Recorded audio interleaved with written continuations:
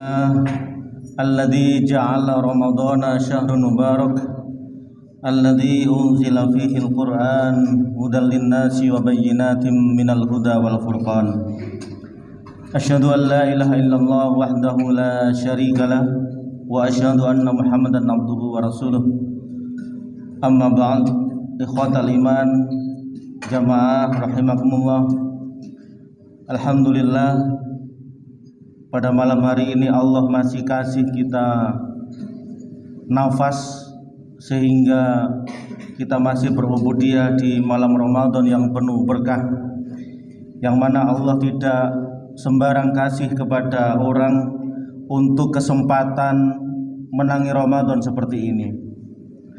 Ikhwatal iman, kita bersyukur kepada Allah karena Allah masih ngasih kita kesempatan untuk bisa memperbaiki diri lagi.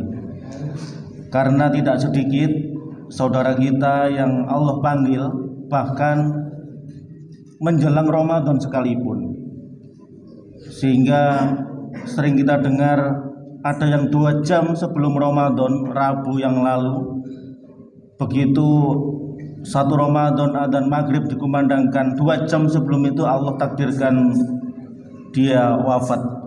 Dan kemudian juga ada beberapa hari yang sudah melakukan ubudiyah di Ramadan, sempat menangi Ramadan, dan qadarullahnya Allah juga wafatkan. Jadi alhamdulillah kita yang saat ini bisa mereguk nikmatnya Ramadan yang penuh berkah ini, kita syukuri nikmat ini. Mohon tenang sebentar karena di luar kayaknya masih gerimis ya. Allahumma shayyiban nafi'an, Allahumma shayyiban nafi'an, Allahumma shayyiban nafi'an. Ikhwatal iman rahimakumullah. Pada malam hari ini temanya itu fanatik hanya kepada Islam. Ini luar biasa. Kalau bilang fanatik berarti sesuatu hal yang harus kita perjuangkan, yang mana itu menyangkut tentang prinsip hidup.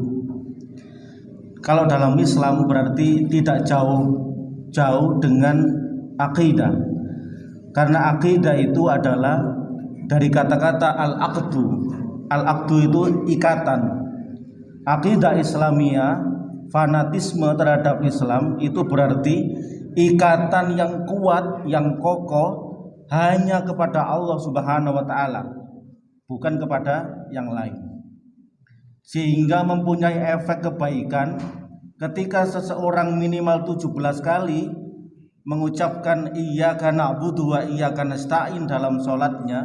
Di tiap rakaat dia mengucapkan itu, maka secara fanatisme dalam Islam dia harus kepada Allah hanya menyembah, dan hanya kepada Allah lah minta pertolongan. Jadi bukan fanatis kepada yang lain, tapi kepada Allah lah dia tempat bergantung. Ikhwatal iman, saudaraku sekalian rahimakumullah. Ada sebuah kisah, contoh yang berhubungan dengan ini. Karena kita namanya hidup itu mesti ada masalah, mesti ada persoalan hidup. Kalau panjenengan masih ditimpa musibah atau masalah, berarti panjenengan tandanya masih hidup. Ya begitu kehidupan itu. Ketika kita santai di depan rumah, nongkrong, lungguh, ngopi, ngeteh, ada aja orang yang lewat ngomong enak erek ngopi ngeteh. Kita duduk enak erek leye-leye. Ya jalan cepat sedikit jarine begini, jalan lambat jarine rematik, dan lain sebagainya. Yes, itu isinya dunia. Allah kasih fam, al-famu itu lisan itu yang memang hanya untuk bicara, yang keluar sesuai dengan apa yang ada dalam hatinya. Seperti teko, isinya teh ya keluarnya teh, isinya kopi keluarnya kopi, isinya air bening ya keluar air yang bening. Maka ketika manusia itu dia mempertanggungjawabkan lisannya secara personal kepada Allah Subhanahu wa taala, tergantung fanatismenya dia terhadap Islam. Kalau dia fanatisme terhadap Islam dia jaga, maka otomatis dia menjaga ciptaan Allah ini dengan baik, yaitu dengan mengucapkan kalimat yang baik, auliyasmut atau diam. Ikhwatal iman rahimakumullah. Farudduhu ilallahi wa rasul. Ketika dapat masalah, problem kehidupan, maka kembali kepada Allah dan Rasulnya. Ada sebuah kisah Imam Hasan al-Basri, dia seorang tokoh generasi tabi'in. Artinya generasi tabi'in itu menangi hidupnya sahabat. Dia lahir sampai wafat dalam kondisi Islam dan menangi di zaman sahabat. Ketika Imam Hasan al-Basri ini dilahirkan di Madinah dan wafatnya di Irak, di Basrah, makanya belakang namanya itu ada Hasan al-Basri, ya. Dia itu seorang ulama yang luar biasa. Ketika taklim gitu ya, biasanya banyak murid-murid yang datang ke beliau. Suatu hari selesai taklim gitu, ada tamu yang datang. Biasa kan begitu, ada kiai punya pesantren, ada aja tamu yang konsultasi, tanya tentang fikih, tanya tentang bagaimana ini mondokkan anak, silaturahim dan lain sebagainya. Termasuk mungkin politisi-politisi minta doa, ya termasuk itu tamu juga. Imam Hasan al-Basri ini kedatangan tamu dan mengutarakan maksudnya, wahai Syekh, saya itu tinggal di sebuah permukiman yang mana sekarang itu tidak ada hujan yang lama di tempat saya tersebut, sehingga saya dengan kaum di sana itu berdoa kepada Allah bagaimana caranya agar Allah ngasih rahmat berupa hujan ini. Apa yang harus saya lakukan wahai Syekh? Kemudian Hasan al-Basri mengatakan, perbanyaklah olehmu dan kembalilah ke kaummu untuk mengucapkan istighfar yang banyak. Kemudian pulang, datang lagi tamu yang kedua, mengutarakan hal problem yang berbeda. Wahai Syekh, saya ini butuh finansial. Kalau dompet saya sekarang dibuka wahai Syekh, itu kosong gampangannya. Kosong. Ya, digerabak itu roto. Tidak ada janggulannya belas. Ya. Ketika datang saya ini ada kontraktor punya proyek yang prestisius ini, tapi tidak punya modal saya. Ini bagaimana, apa yang harus saya lakukan ini? Waktunya bayar SPP dan lain sebagainya. Waduh, ya gaji masih lama Syekh ini. Pokoknya sulit uang. Apa yang harus saya lakukan wahai Syekh? Perbanyaklah olehmu istighfar. Dia pulang, tamu ketiga datang. Wahai Syekh, saya itu suami istri yang sudah lama menikah, tapi Allah tidak karuniakan kami berdua ini amanah berupa seorang anak. Apa yang harus saya lakukan? Kembali Hasan al-Basri mengatakan, aksiru min qauli astaghfirullahaladzim, minta ampun kepada Allah yang banyak atau istighfar. Murid yang di sampingnya dari tadi menyaksikan kejadian itu tanya, wahai Syekh Hasan, panjenengan itu bagaimana sih? Ada tamu tiga dengan problem yang berbeda, tapi engkau menjawabnya dengan satu solusi. Bagaimana dengan itu?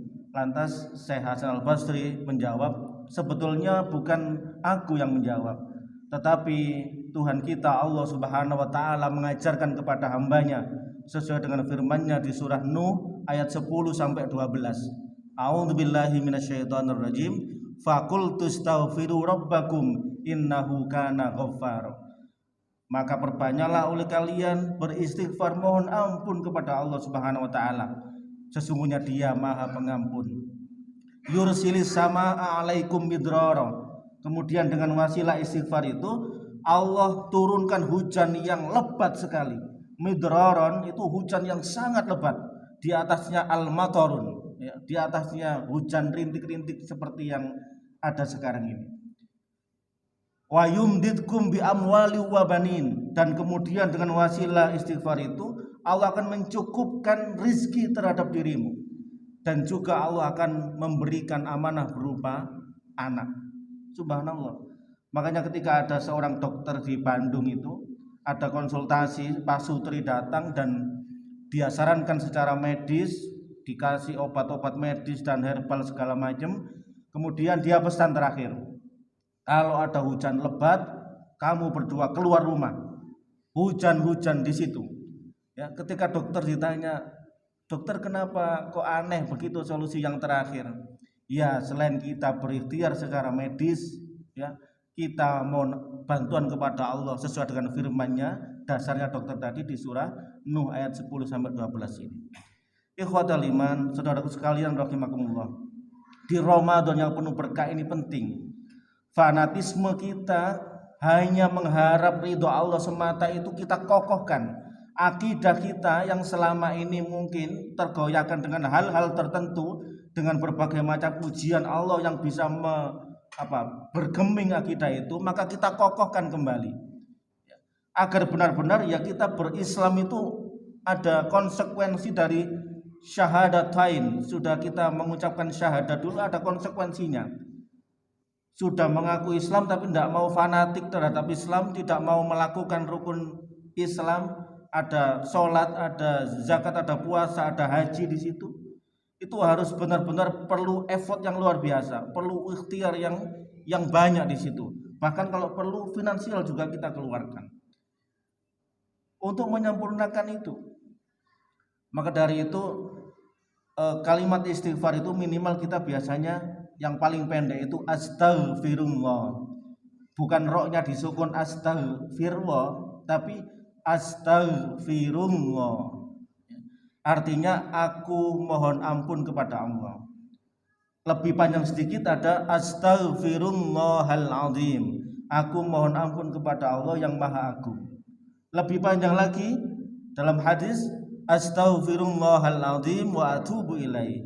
Aku mohon ampun kepadamu ya Allah dari segala macam dosaku yang Maha Agung dan aku bertaubat kepadamu. Kemudian kalau lebih mantap lagi, panjenengan bisa hafalkan Sayyidul Istighfar. Itu rajanya istighfar. Namanya rajanya berarti ya pole itu, ya. Saya yakin di antara panjenengan sudah banyak yang menghafal. Ini berefek pada husnul khotimahnya seseorang soalnya. Barang siapa yang baca siang kemudian malamnya wafat, maka fahuwa min ashabil jannah. Barang siapa yang baca malam kemudian tidur dan tidak bangun lagi, Allah wafatkan, fahuwa min ashabil jannah. Riwayat Imam Muslim. Jadi termasuk penghuni surga membaca dengan sungguh-sungguh Sayyidul Istighfar ini.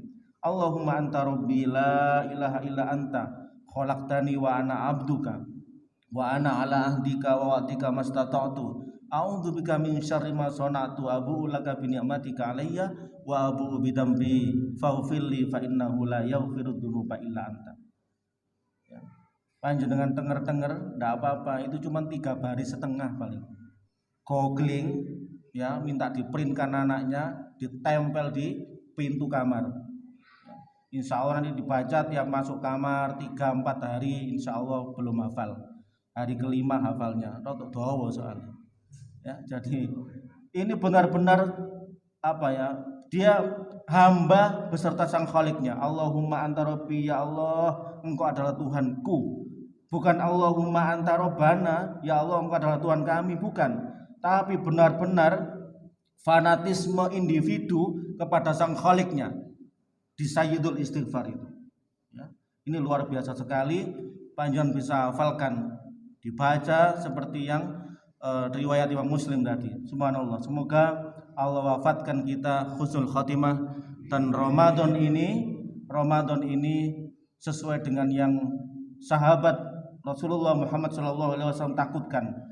Ya, ada 2 hal yang sahabat takutkan itu. Ya Allah, aku takut ketika Ramadan itu dosa-dosa saya tidak diampuni, dan aku takut ya Rasulullah kalau amal saya tidak diterima oleh Allah Subhanahu wa taala. Kita berlindung dari keduanya. Semoga Allah ampunkan dosa-dosa kita dan Allah terima amal-amal soleh kita. Amin ya rabbal alamin.